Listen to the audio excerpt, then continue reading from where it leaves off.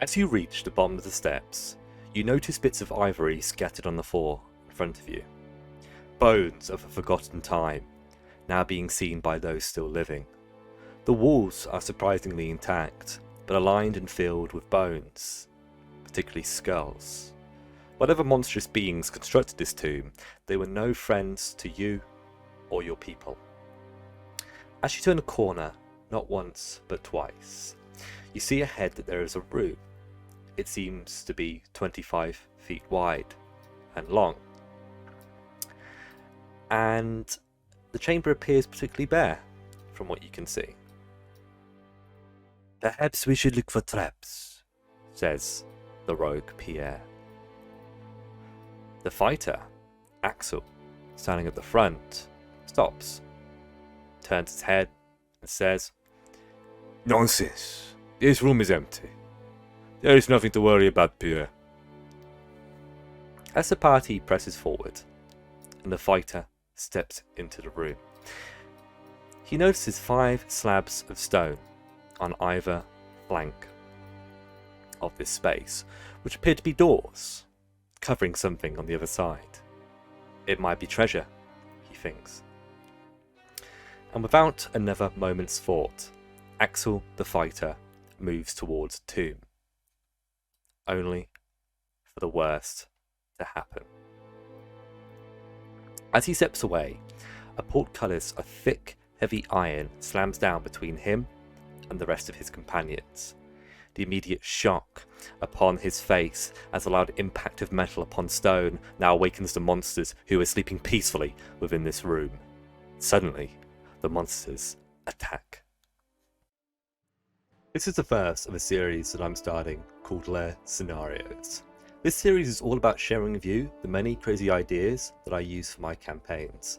Some of them are simple, whereas some of them are not. Today we're going to be looking at the good old portcullis trap and the easiest way to use it. As the players approach it, the person leading at the front has the opportunity to spot the trap. It's difficult to notice, but it's up to you to determine whether you'd like to allow them to roll without asking you if they can search for traps, or not doing that. In some campaigns, Dungeon Masters will allow players to roll periodically to see if they find anything, whereas other Dungeon Masters will only let them roll if the player asks them if they can roll. This is a difference of opinion, but I'm more of the only if you ask me type Dungeon Master. If my players aren't being careful and asking questions, then they should get themselves hurt, maimed, or killed. It's really that simple. Dungeons aren't to be joked around with. They are serious and very, very dangerous places where adventurers go to die. Once the roll is made, if it is made, if they spot it, you can describe how they notice a pressure plate on the floor in front of them, maybe half an inch raised from the rest of the stonework, or a gap on the door frame above them, 4-inch gap where the portcullis itself is tucked away, hidden out of their sight. The players can defeat the trap by leaping over the pressure plate, which is quite easy to do, or by carefully lifting the plate and disarming the trap using thieves' tools. DC probably around 14. It depends on the level of the party, I'd say. If the thief fails this check, then the portcullis will slam down, initiating the combat anyway. As soon as the trap is activated, the portcullis will be lowered and whatever monsters were laying in wait will attack. In this case, several skeletons from the nearby tombs. This is a fun dilemma. Axel now needs to do his best to survive, whilst the rest of the party try and overcome the obstacle.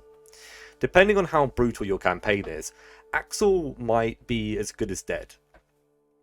But if the party can react by either lifting the portcullis or using magic to overcome it, then they'll likely be fine. If the party fails to help a player who's trapped, you could either have that player killed there and then, or you could have the skeletons drag them deeper into the dungeon. Whilst it's not necessarily fun to be taken out of the action and be forced to watch the rest of the party play, it's typically better than your character being killed off right then and there. And who knows?